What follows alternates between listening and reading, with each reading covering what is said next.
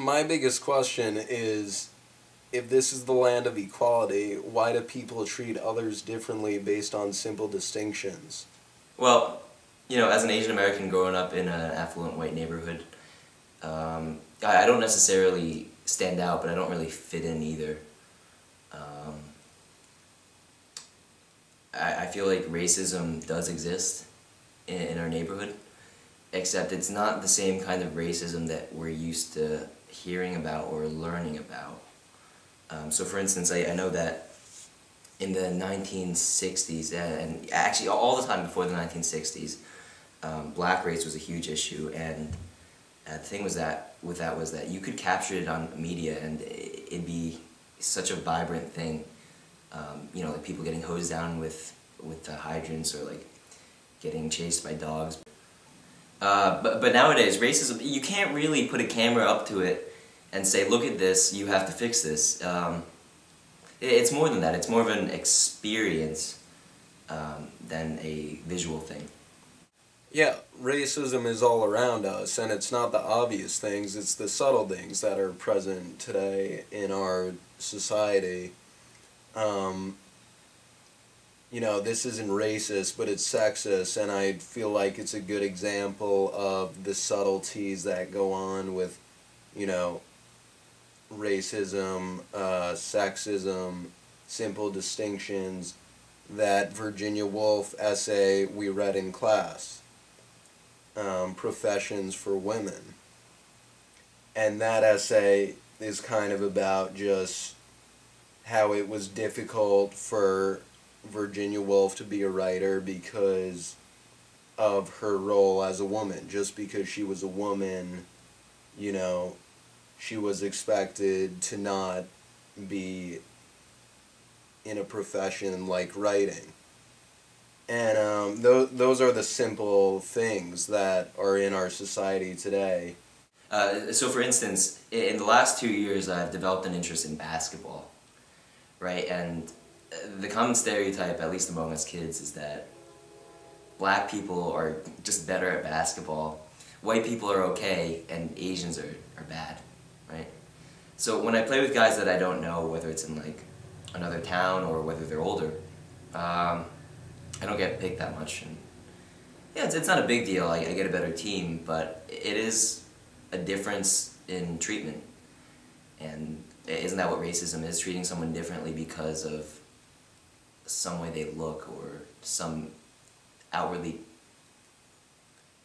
I guess, some visual outward manifestation that they pick up. So, if I saw Andrew and someone asked something like, is he, you think that kid's a good math student? Do you think he's good at math? I would probably say yes. I'd probably assume he was a good math student. And, now that I know him, I know I would have been correct. And does the accuracy of my assumption make it okay that I assume that? No, it doesn't. But unfortunately, stereotyping is something that humans do. And from a young age, I was expected to get high scores, and what that resulted in was, well, I did well in math, and I did well in other subjects too, so it actually kind of was an advantage because I had such high expectations, and just due to those expectations I was able, or I kind of rose up to them. Even if I didn't reach them, I came up somewhere around there. So I think that's an interesting point on racism. People assume I'm bad at basketball, and people assume that I'm good at math. And I am good at math, and I may be bad at basketball. It's assumptions against people, and, that it might not be who those people really are. You're making assumptions about people that you don't really know are true. And this could really shape a person, because it's kind of like society is making assumptions about people, and then since that person is taking in all these assumptions, They think maybe that's who I really am. Maybe that's who I really should be. And, that might not be the case. Everyone has to be themselves. Everyone is different. Now, yeah, I just think it's an interesting point. People's assumptions of us kind of dictate how we are, almost more than genetics do. It's kind of just a way of conforming. I don't know about you, but I think that's a dangerous thing. If people start behaving according to the way other people see them, doesn't that kind of create a whole circle of behaviors and abilities, and where is the growth coming from? Would we reach a point where we're just going back and forth, and black people will just be good at basketball and nothing else, or whatever they're told to be good at, and Asians will only be good at math and very little else? That's a societal danger, and I think it's worth creating a documentary to expose that. And one of the main reasons I think people stereotype and assume things about people based on insignificant details like gender or sexual preference or race is because it's quick, easy, and convenient. Bingo. Asians.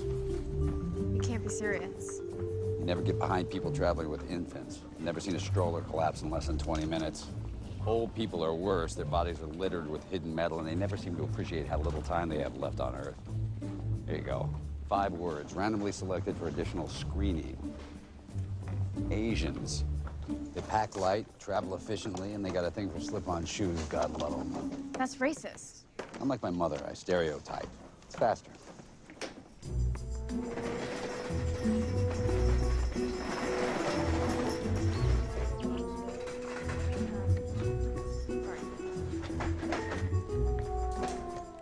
And I made an illustration to portray this point visually.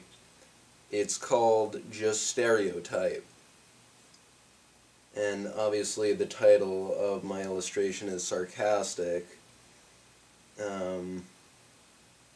But it's of this man who is, he's supposed to be the average man. And he's very busy. He's on his cell phone, he's got his little on-the-go cup of coffee, and since he's so busy, he has no time to really get to know people, so he just assumes things based on insignificant details, distinctions about these people. And he stereotypes by putting them into bins. And you have a bin based on sexual preference, gender, as well as race. And the characters in each bin are very different from each other. Take one bin, and the characters in it are all very different. But to make it easier for the average man, he just stereotypes to organize his thoughts just because it's quick, easy, and convenient. I think it's a really natural human trait. When I think about what it means to be human, I feel like the one thing that really differentiates us from other animals is that we use tools and we make assumptions, because that's kind of what intelligence is. It's assumptions. It's just a way of organizing thoughts, a way of gaining knowledge about a person you don't know about. And it's the same deal with class. People label based on what class others are in. In class disputes, the less fortunate don't like the more fortunate. And I think there's more to that than just, I have money and you don't have money. I think by having money and being in a favorable situation, you have so much more than just nicer things. There's like almost a snowball effect from being wealthy that I feel like is huge. So in a neighborhood like mine, all the pretty much everyone in my high school is going to college.